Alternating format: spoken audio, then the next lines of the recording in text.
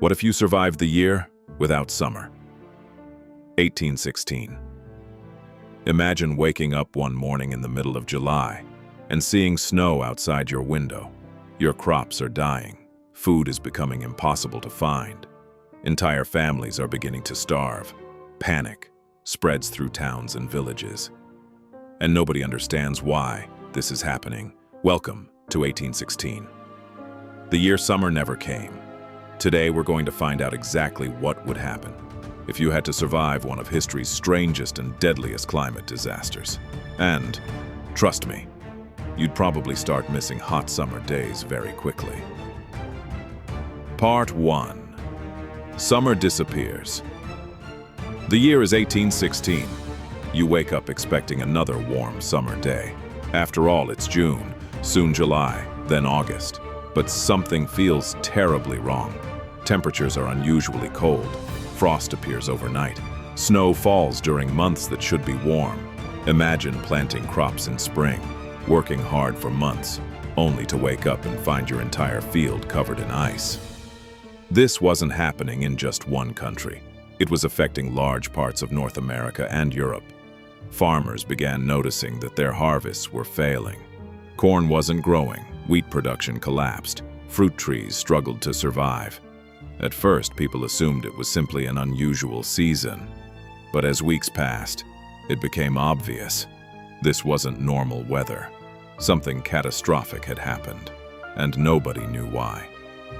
Part 2. The world's most powerful volcanic eruption.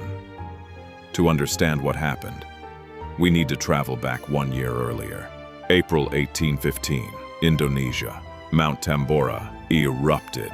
And when I say erupted, I mean exploded with unimaginable force. It remains one of the largest volcanic eruptions in recorded human history. The explosion was heard over 1,000 miles away. Entire villages were destroyed instantly. Tens of thousands of people died, but the real danger was only beginning. The eruption launched enormous amounts of volcanic ash and sulfur particles high into Earth's atmosphere.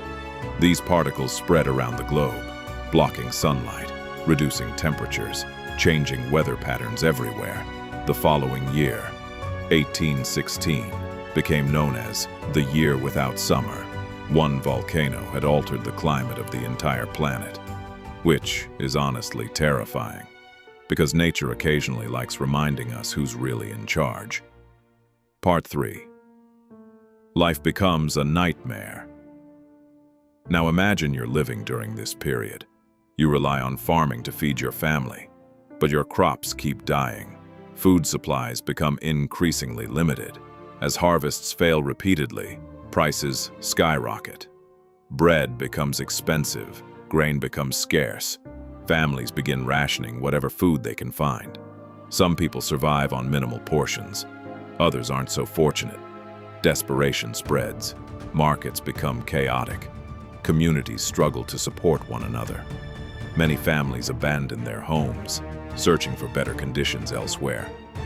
But the problem isn't local, it's everywhere. Imagine watching your savings disappear just trying to buy enough food to survive another week.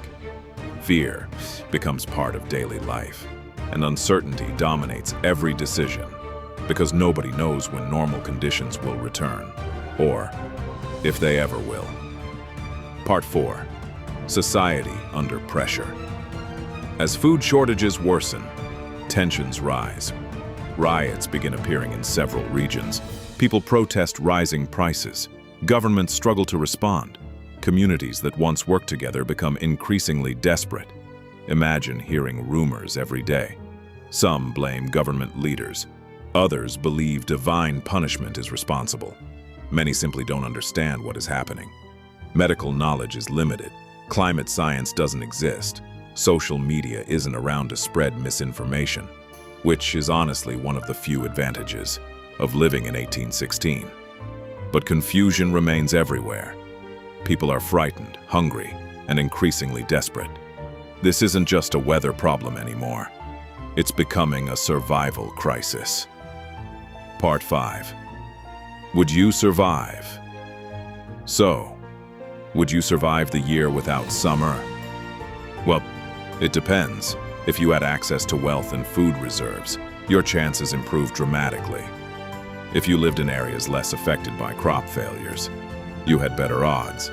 If your community supported one another, survival became more likely.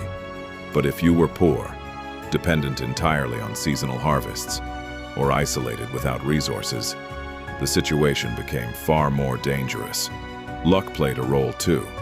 Sometimes survival simply depended on where you happened to live. History often teaches us something uncomfortable. Preparation matters, community matters, but chance matters too. And during 1816, millions of people discovered exactly how fragile human societies can be. Part 6. An unexpected consequence. Oddly enough, this disaster also influenced one of history's most famous horror stories. In 1816, a group of writers gathered near Lake Geneva in Switzerland. Terrible weather forced them indoors for long periods. To entertain themselves, they challenged each other to create ghost stories. One of those writers was Mary Shelley.